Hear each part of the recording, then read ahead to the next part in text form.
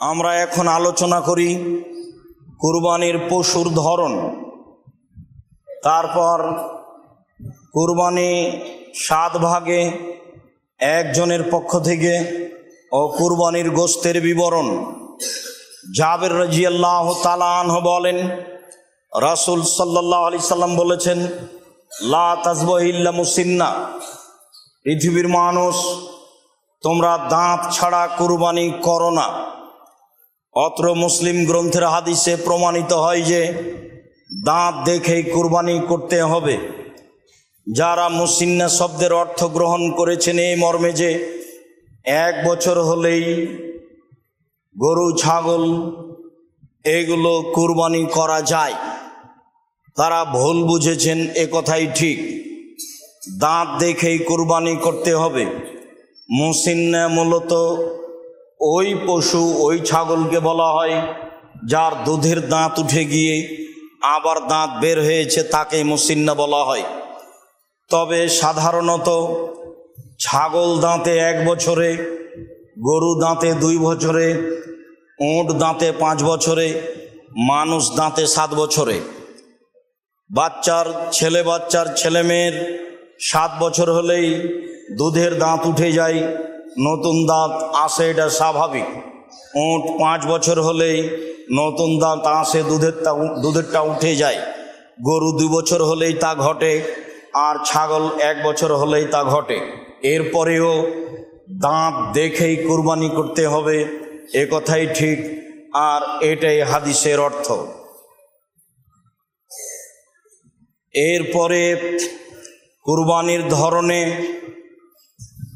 আলী রাদিয়াল্লাহু তাআলা আনহু বলেন, আমারানা রাসূলুল্লাহ সাল্লাল্লাহু আলাইহি সাল্লাম আন নাস্তাসরিফা লানা আল ওজনা, আল্লাহর নবী আমাদেরকে পশু ক্রয়ের সময় আদেশ করেছেন যে আমরা পশুর চোখ কান ভালোভাবে দেখে নিব, যাতে করে তার চোখে কোনো ত্রুটি না থাকে, কানে কোনো ত্রুটি না থাকে, পায়ে কোনো ত্রুটি না থাকে। নিখুঁত প্রাণী কিনব, এ আদেশ আমাদেরকে আল্লাহর নবী করেন। বারা ইবনে আজিব রাদিয়াল্লাহু তাআলা আনহু বলেন, সুইলা রাসূলুল্লাহ সাল্লাল্লাহু আলাইহি সাল্লাম মাজা ইত্তাকানি জাহায়া, আল্লাহর নবী কুরবানি কেমন পশু হতে হবে এই জিজ্ঞাসা আল্লাহ রাসূলকে করা হয়েছিল। ফাকালা আশারা বেয়াদিহি আরবান, তিনি হাতের ইশারা করে হাত দিয়ে দেখালেন কুরবানি কেনার সময় 4টে জিনিস দেখে নিতে হবে। আল আরজাওয়াল বাইয়িনু দালওয়াহা, অল আওয়ারওয়াল বাইয়িনু আওয়ারওয়াহা, অল মারিজাতাল বাইয়িনু মারাজুহা, অল আজফাল্লাতি লা তুনকা।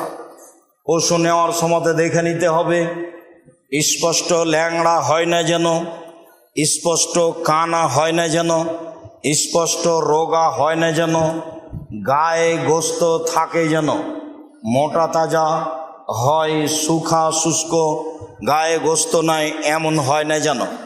তিনি 4টে জিনিস অত্র হাদিসে দেখার জন্য বললেন।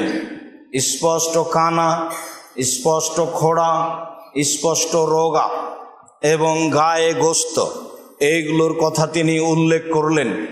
এখানে আর একটি কথা উল্লেখ থাকে যে নিখুঁত প্রাণী কুরবানির জন্য কেনার পরে যদি হাত পা ভেঙে যায়, টেরা হয়ে যায়, তাহলে কোনো সমস্যা নেই, এ ব্যাপারেও সহিহ হাদিস রয়েছে।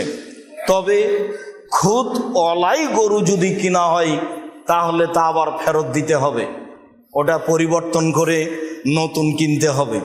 কেনার পরে যদি প্রাণী নিখুঁত হয়ে ক্ষতিপূর্ণ হয়ে যায়, তাতে কোনো দোষ ত্রুটি দেখা যায়, তাহলে তাতে কোনো সমস্যা নেই।